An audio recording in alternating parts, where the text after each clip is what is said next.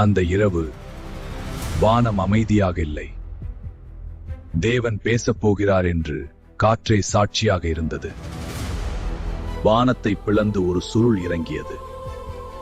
அது காகிதம் அல்ல, அது தேவனின் எழுத்தான தீர்ப்பு.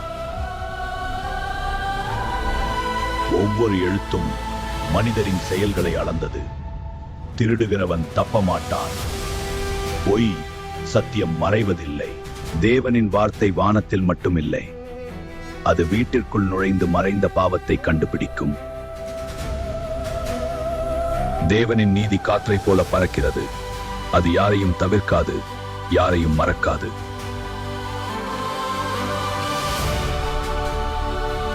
இது ஒரு நகரத்திற்கான தீர்ப்பு அல்ல, ஒவ்வொரு தலைமுறைக்கும் எச்சரிக்கை. தேவனின் நீதி நித்தியமானது, ஆனால் மனம் திரும்பும் இதயம்